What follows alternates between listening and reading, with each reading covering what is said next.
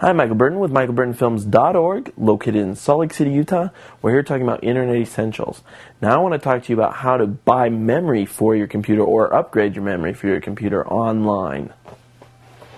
Okay, to purchase memory for your computer, there's a couple ways that you can do this.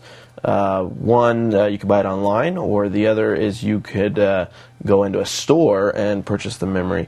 If you're like me, I didn't know exactly what kind of memory my computer took, and I didn't know how much it could hold. So what I did was I found a site online. If I go into the internet here, I'll show you. It's called crucial.com. I'm sure there's many other sites that do this.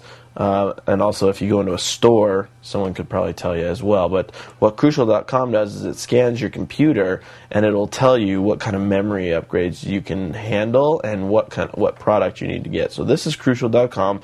They also sell these products. So right here in the center of the page it says Scan My Computer or Scan My System. So we're going to click on this, and then we're going to click right here where it says Start My Scan.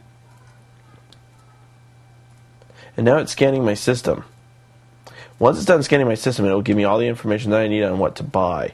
As here it's saying that Crucial recommends, and it's showing that I currently have 2 gigabytes total. I have 1 gigabyte in 2 memory slots. I have 4 memory slots total, and I can upgrade to 4 gigabytes, I can upgrade to 6 gigabytes, and I can upgrade to 8 gigabytes.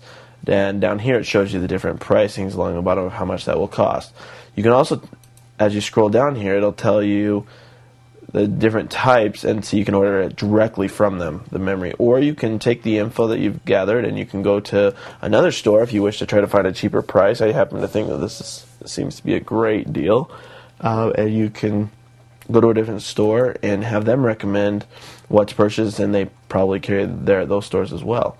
The good thing about this is it does tell you exactly how much your computer can handle.